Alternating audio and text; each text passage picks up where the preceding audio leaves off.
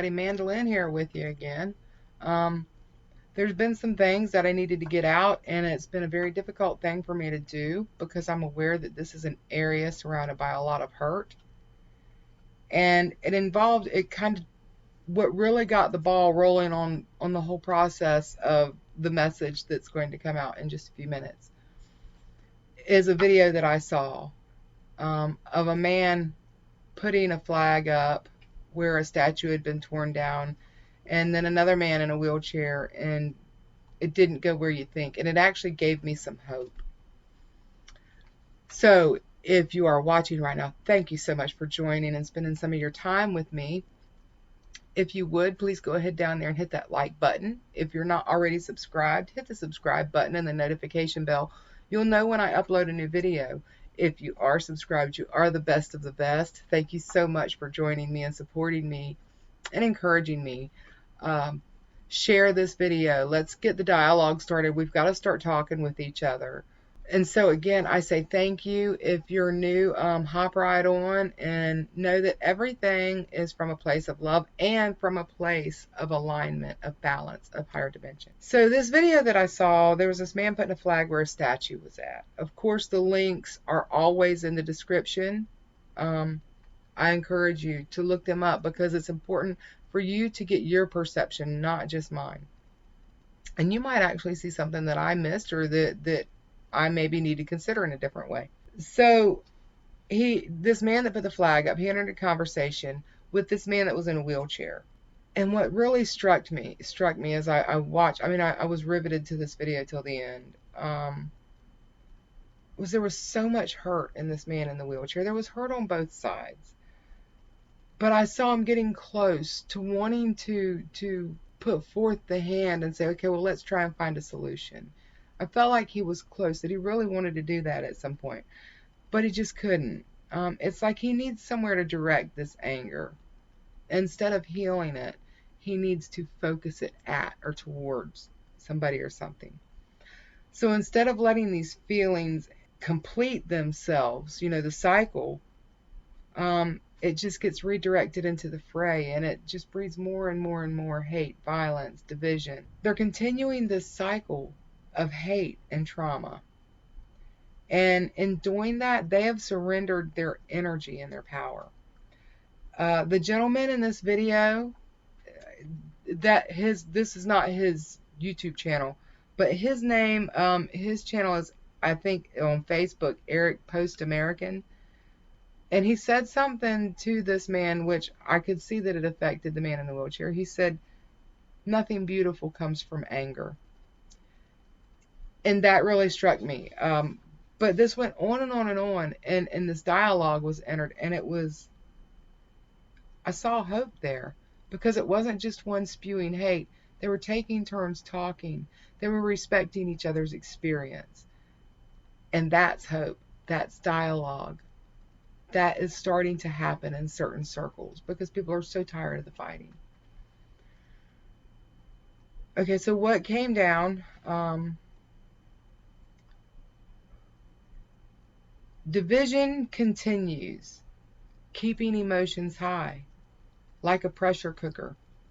There must be dialogue with honest intent to come to resolution. Overcoming oppression. This is hard for me to say because I know a lot of people are going to attack me, but I have to say this because this came from above. This is wisdom from an energy that's seen the entire thing play out, not being involved in a side. Overcoming oppression doesn't mean becoming an oppressor. That is not justice. You should know better since you were a victim. To those representing Black Lives Matter, people are carrying this sign and using this phrase.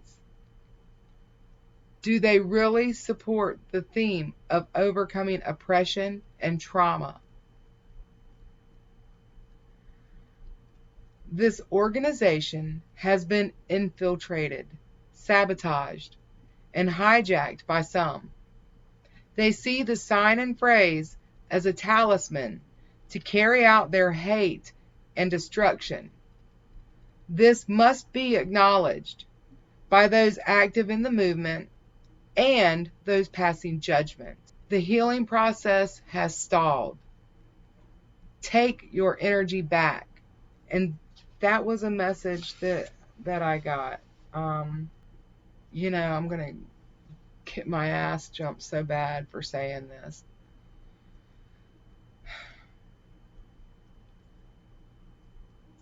To the leaders of this movement, expose them. Adopt zero tolerance. Their agenda is the only thing getting through to many. They are forcing skepticism to the people who are already starting to change, and this destroys your efforts. If you look at this as needing to conquer another group, you will never find resolution. People are being killed for including others in lives that matter. Consider, why are we even doing this, breaking it up so that only one group matters at a time? That's my intonation there. How about life matters?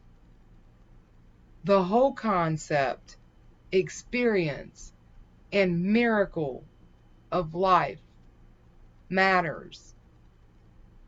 And that should be respected. I often get asked what dimension, source, realm these messages come from. And sometimes it's a combination. Sometimes it's just an aspect. These came from the angelic realm. They're here to protect us and here to help us, but we have to take the initiative. We say that we want equality.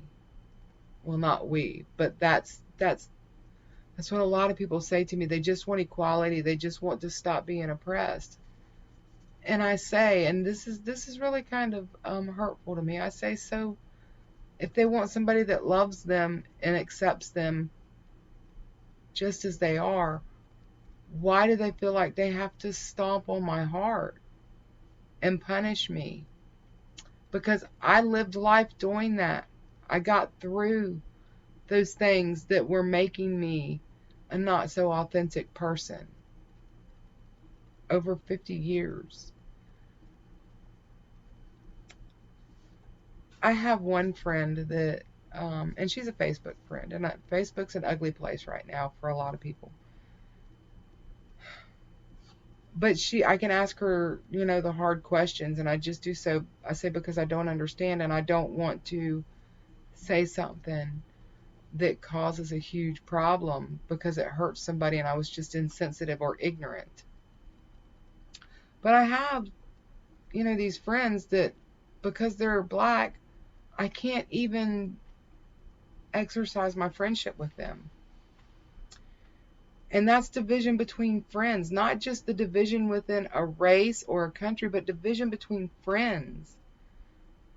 And when they're speaking about experiencing racism, I read it, but I rarely ever comment because it's not for me to comment on that. I could shine if they asked a question, you know, how it was from experiencing from the other side, but it's not my place to speak on hurts that they have received and whether or not I feel it was validated for a person to do things. But when I go to look at my friend's Facebook, somebody that I really think a world of, she's a beautiful healer, and it says that her black son is not a threat. I mean, it shocks me, which I'm sure is what it was meant to do.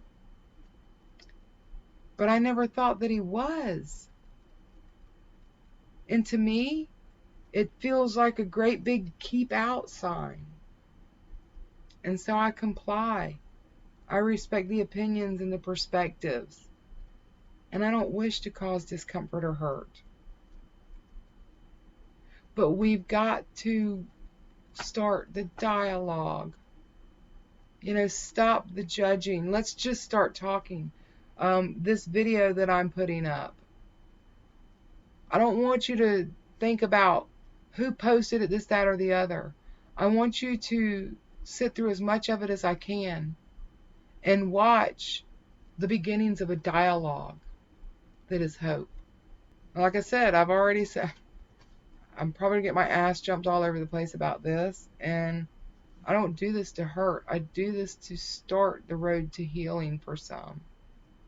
And to say that I love you. And in the midst of that, let me say, please, China, floods, earthquakes.